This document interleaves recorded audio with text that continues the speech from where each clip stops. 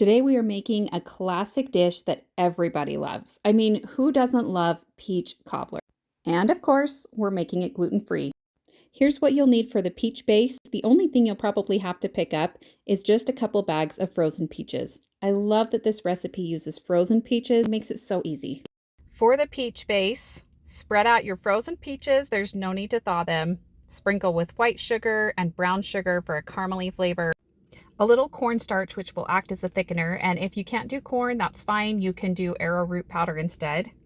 We're going to add a few other yummy things like vanilla and almond extract, cinnamon, and nutmeg. Put some pats of butter evenly over the top. I used salted butter for a little bit more of a savory flavor to balance out the sweet. This recipe is great because the oven will do the magic for you. Okay, you're going to flip over the biscuit topping. This is based on my magic 4-ingredient gluten-free biscuit recipe that everybody loves. I've used it to make strawberry shortcake and stupidly easy, ridiculously good gluten-free cinnamon rolls.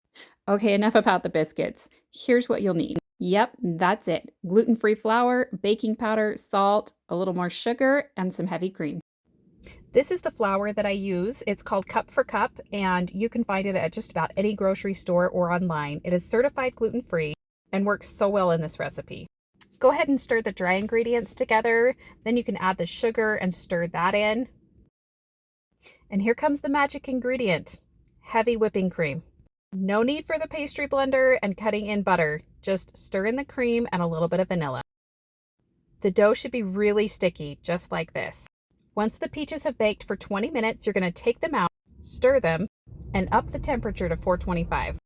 Drop the biscuit dough by spoonfuls onto your peaches, or you can use a cookie scoop if you want to. This is looking so good. I flattened my biscuits just a little bit, and now I'm going to use the leftover whipping cream from my measuring cup to just brush a little bit on top of the biscuits and help them brown nice. And I highly recommend sprinkling with a little bit of sparkling sugar.